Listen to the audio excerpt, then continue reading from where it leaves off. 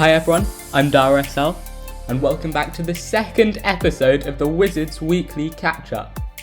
This week, I'm going to be looking back over the week, starting from Valentine's Day, and I'm very excited because a lot happened this week. So, without any more delay, let's dive right into this episode of the Wizards Weekly Catch-Up. Right, let's start with Meghan and Harry, because it's been a big week for them.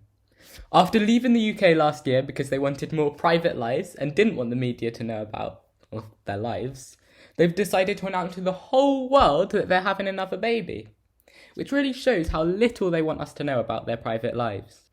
Buckingham Palace announced that the couple had officially left the royal family, shortly after the news that Oprah Winfrey will be filming an interview with the former royals to discuss important issues, such as the true reason they felt they had to leave the royal family. All of this has come at quite an annoying time for the rest of the royals, as Harry's own grandfather, Prince Philip, went into hospital at the beginning of the week. More drama that's been all over Twitter and the news this week is that Kim Kardashian has filed for divorce from Kanye West after nearly 7 years of marriage. The couple spent a lot of 2020 apart, and lots of people believe that Kanye running for president may have just been the last straw, and Kim was too fed up. Neither of them have said anything about it publicly, but there are reports saying that the details of the divorce will be revealed in the 20th and last series of Keeping Up with the Kardashians, which will air in March. There's not been much news in the magic world this week, but there was something else that was out of this world. Perseverance, the Mars rover that was launched by NASA on the 30th of July last year, has landed in the Jezero crater on Mars.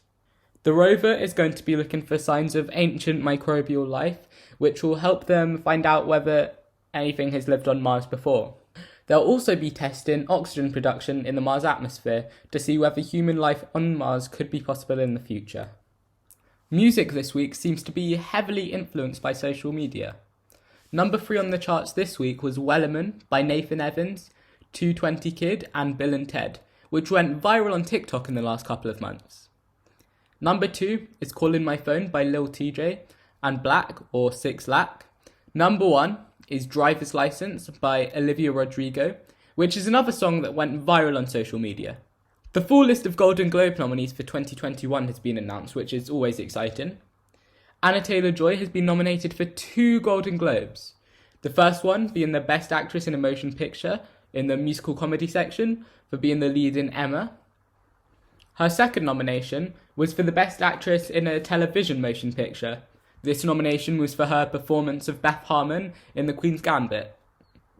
Other films and TV shows that have been nominated include Hamilton, Soul, The Mandalorian, and Ted Lasso. Chadwick Boseman, who sadly passed away in late 2020, is nominated for the Best Actor in a Motion Picture Drama. Okay, now I'm going to try to sum up the mainstream news from the week for those of you who haven't been able to catch up yet.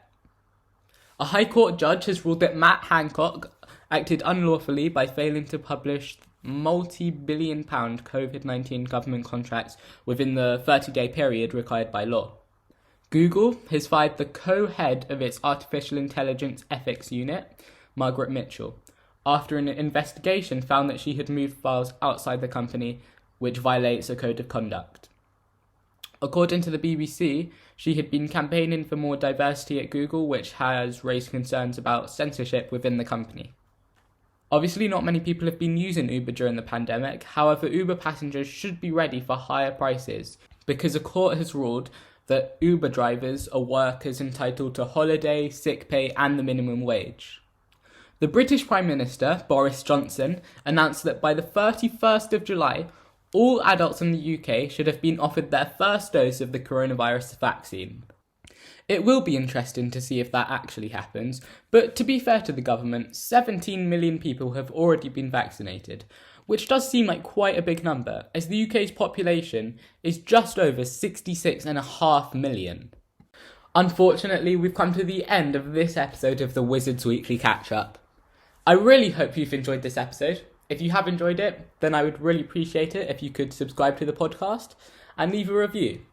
Both of those are completely free, and if you're subscribed, it means that you'll get notified as soon as I release the latest episode, which is a win-win for everyone. If you have listened to this all the way to the end, thank you so much. This is the Wizards Weekly Catch-Up. I'm Dara SL, and I'll talk to you in the next episode.